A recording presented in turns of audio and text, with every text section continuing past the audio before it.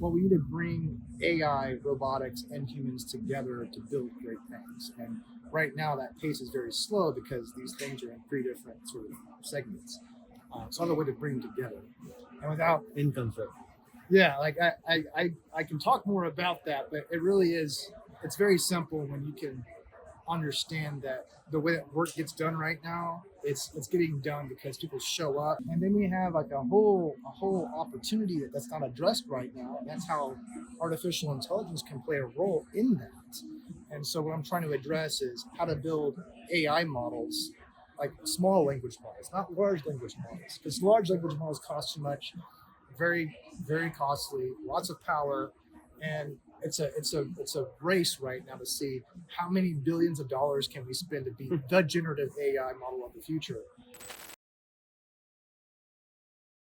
Assalamu alaikum, everyone. I am with a amazing young man. His name is literally Tarzan Sharif, and I don't even remember how I connected to him on Facebook. Then I came to Austin. We found out it was 10 years ago, and I stayed with him. And he was just a cool young man. Even then, he just gave me the apartment. And he just went somewhere. I don't know what was that all about.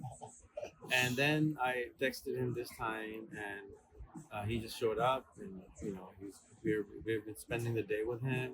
So Tarzan, literally Tarzan. You know how cool of a name is that? We should name our children more Tarzans. What were the implications of being named Tarzan? It's been like a it's been like a well, it's good and bad. It's good to like break the ice with people for networking. And people wouldn't. How many percent of the people, the girls especially, don't believe you that you're really named Tarzan? 100%. You don't think I'm lying? Or I think something? I'm gonna rename myself to Tarzan. What's your name? I'm Tarzan. What? Be like the new cool name instead of Yes, yes.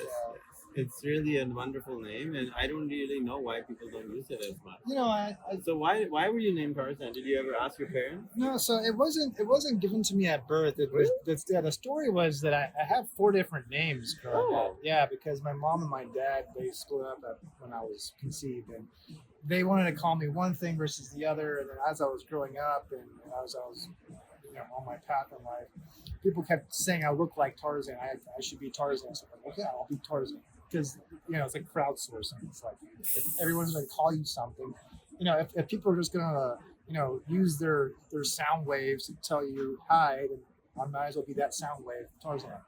Because like language is just a bunch of pops Air. and clicks and air. It's like if my pops and clicks of air are Tarzan, I'll be that pop and click for you. But that's sort of like the short version. What's the long version? Long version is I may change my name to something more normal. No, I don't, come I don't know. on. I don't no, know. you're the coolest person on planet Earth. I mean, You know what Sharif means? Like it's the prime minister's name is Sharif, right? Yeah, I know it's a really so that Sharif comes from my Lebanese Middle Eastern side of my lineage, and so it's Don't change your name. I want to change. I want to be the Tarzan. Okay. No, I thought about just being Tarzan, like first name Tar, last name Zan. So I don't know. I might change it to that, to where it's just a brand. I don't know. No, don't. You're fine. But no, it's good to be. So who's Tarzan Sharif? So what was he and what is he now? So I'm in Austin and also in San Luis Obispo, California. So I live between California and Texas. Right now, I'm in Texas because I'm in the middle of rolling up my partner's company. We're construction and MEP, like mechanical, electrical, and plumbing. The goal is to roll these companies up into a platform so we can buy more companies to grow the platform. But the real secret that I'm up to is AI for construction. I want to create an AI platform that will help change how we buy and sell labor and how we use labor and robotics to build things.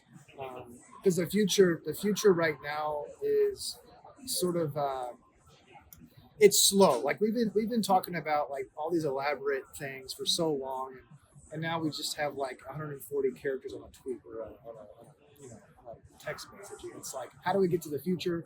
Well, we need to bring AI, robotics, and humans together to build great things. And right now, that pace is very slow because these things are in three different sort of segments. So, other way to bring them together. And without, In concept.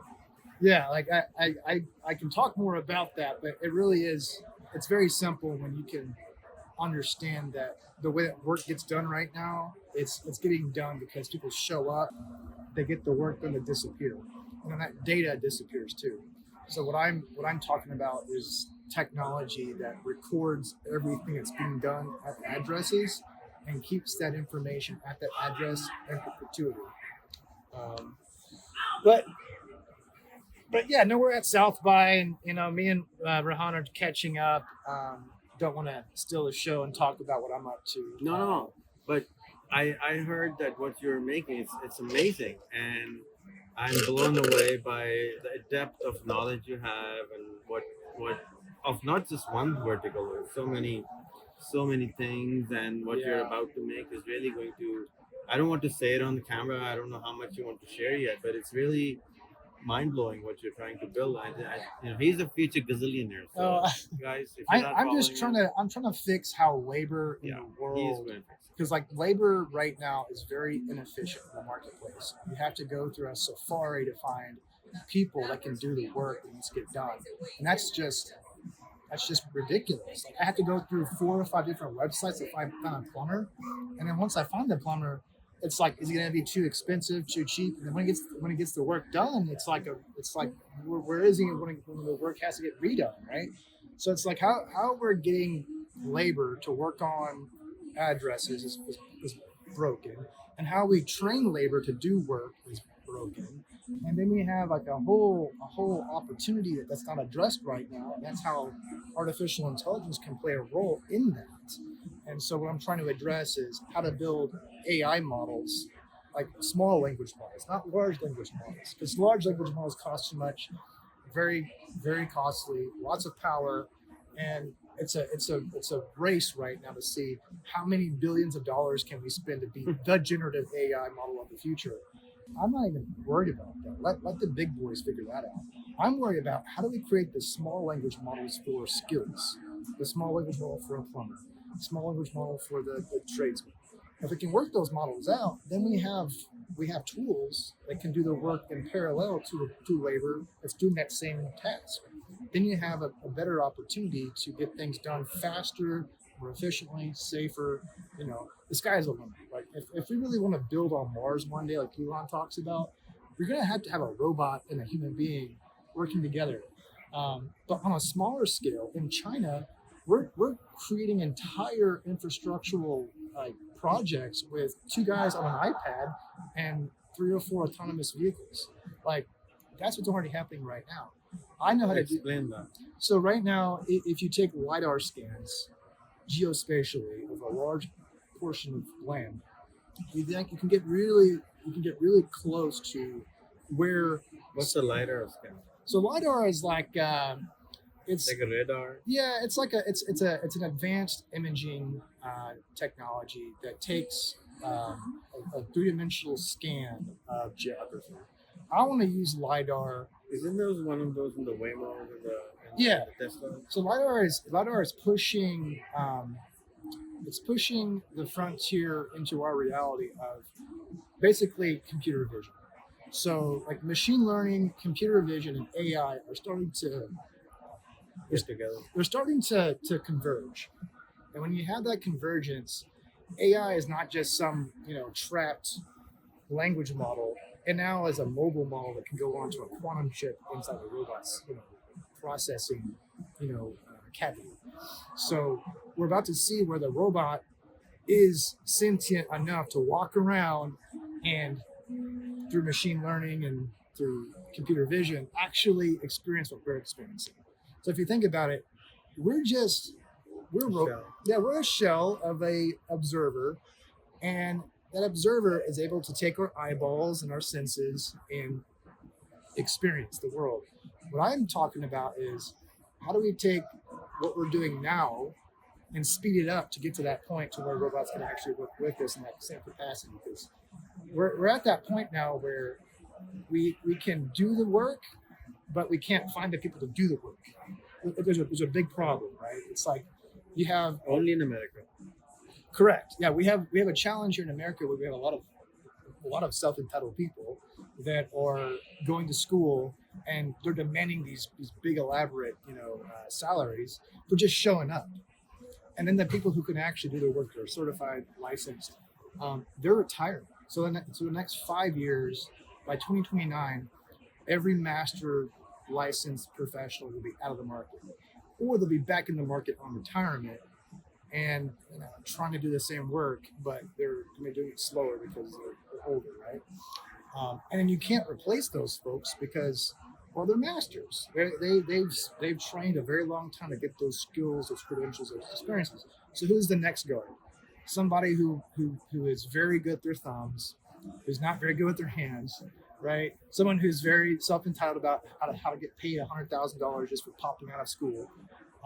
So what I'm saying is we have this problem where labor is not going to be as good, and labor is going to have an even harder time to find the tasks to get done because people are just going to be fed up. And I'm going to hire, a property manager or somebody else to do it for me, and they just pass the buck. That's what I'm saying. Yeah. And they're still going to have the same problem.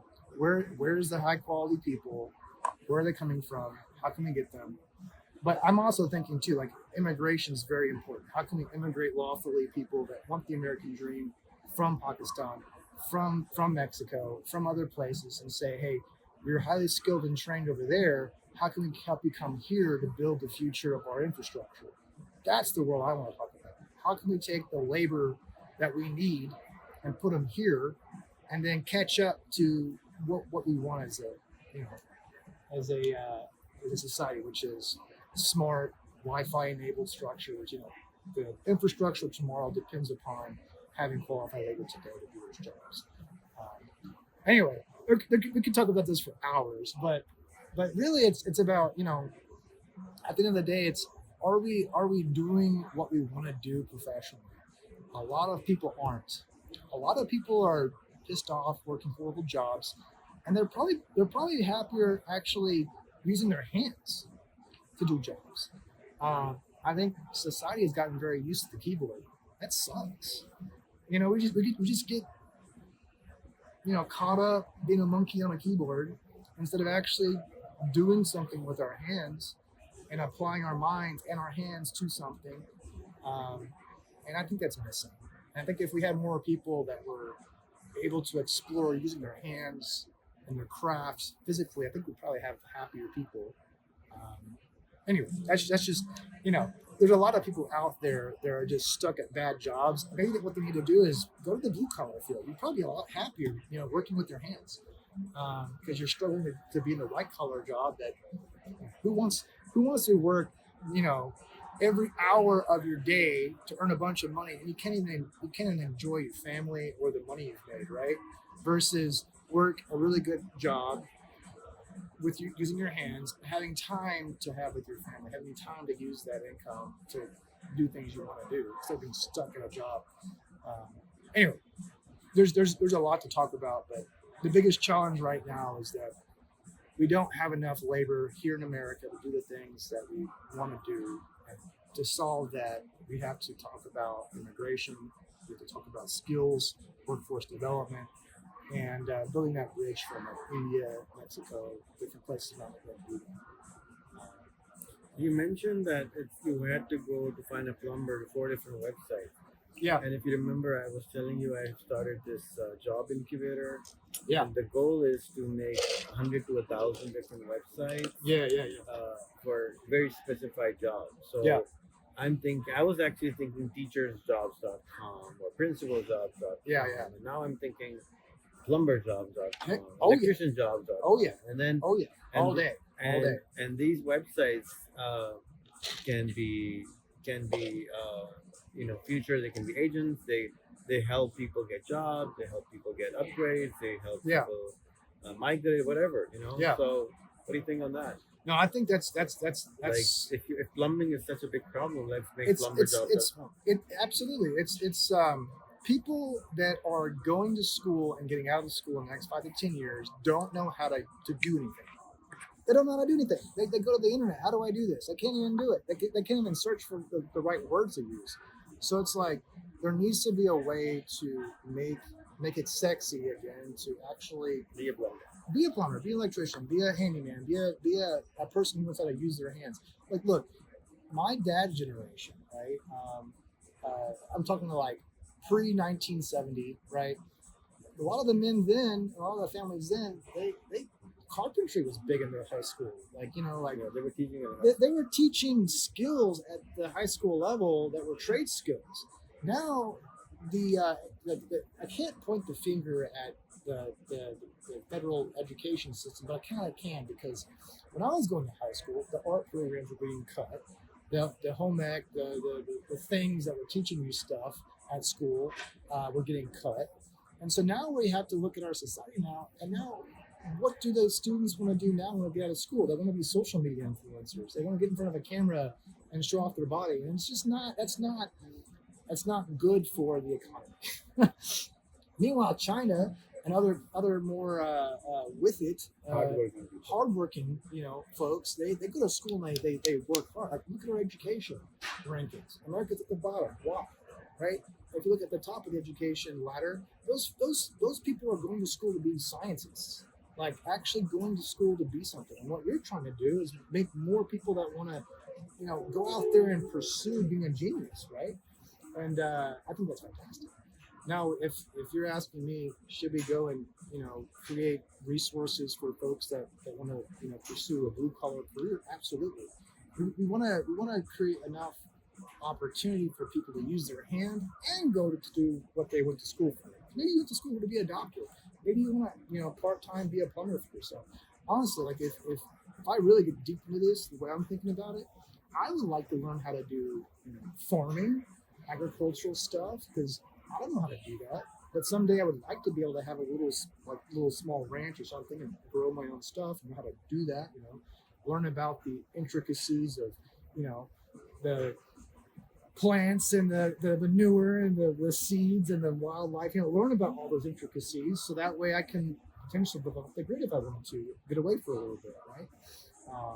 But yeah, I think a lot of people now are ready to see what you're talking about because we have these tools, but they're just being used for marketing purposes. Or 10 ways to make my audience listen to me. 10 things to do to make myself look prettier. Like, it's just like none of that matters. None of that actually matters. But like the real feedback loop that makes the most sense is that technology makes things faster. How can we help ourselves get to being more physical faster and ultimately have more skills faster? So that's what I'm talking about. How can we help people get more skills faster?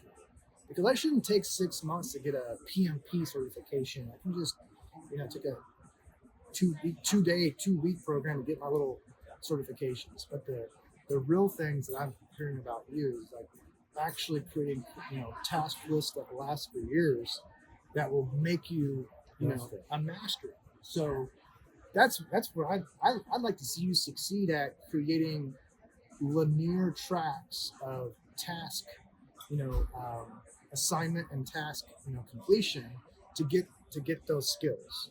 Because whenever I have kids someday, I'm gonna sit that little ball of potential down in front of the things that could interest them, and no matter what it is, they'll come out with skills, and that's so much better than most of the Americans right now because they get in front of most families put their balls of opportunity, the family future, which is the child, in front of the public education system, and then 20 years later, they're an addict. They don't know what they're doing in life. They're depressed. They're fat. They're overweight. They're obese. Right? All these problems, and it's just. I'm not saying everybody. I'm just not everybody. I'm just saying what I'm seeing. I'm observing is a lot of unhealthy physically, a lot of unhealthy mentally people. I mean, I can speak from my experience. If I didn't go to the gym, if I didn't work out and watch what I eat and do, I'd be in a really bad place right now. So, where did I go to get that kind of stuff? I was just focused on making sure I could play sports and,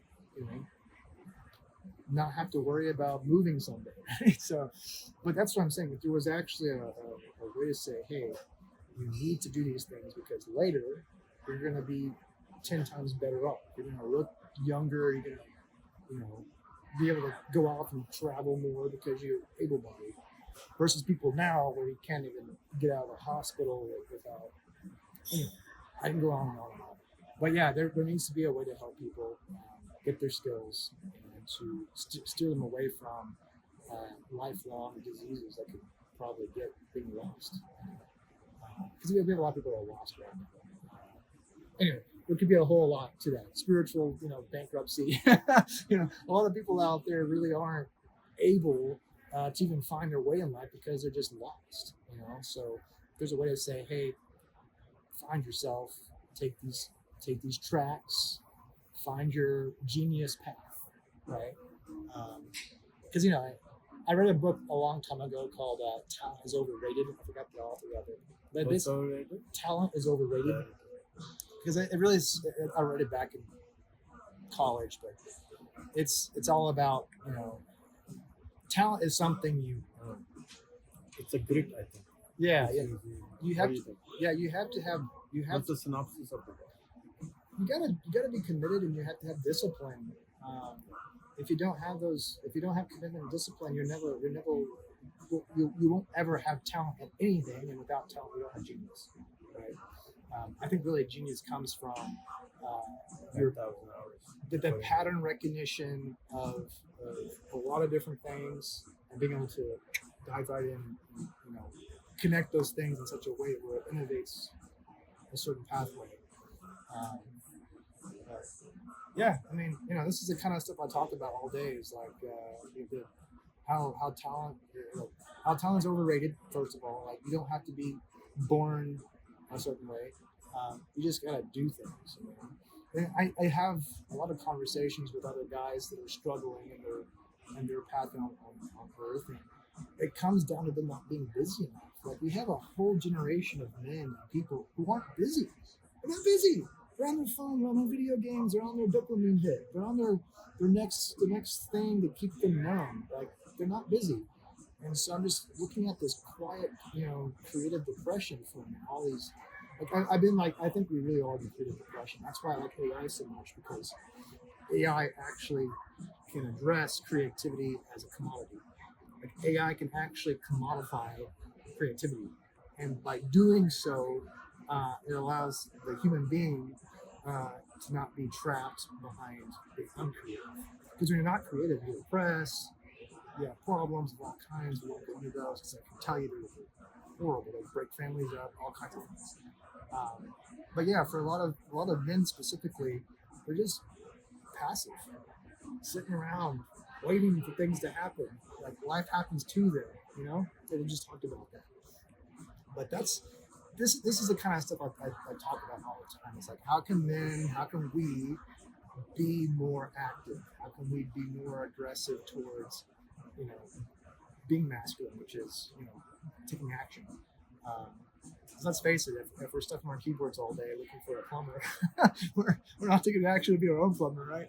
We're just like, here's my dollar, do it for me. But yeah, I hope all this is kind of resonating with your audience. I don't know what your audience is used to, but yeah, They're not used to Tarzan. not used to me on caffeine, but no, man, I think what you're doing is great. We'll talk about it in the next one. Yeah. Follow him, everyone.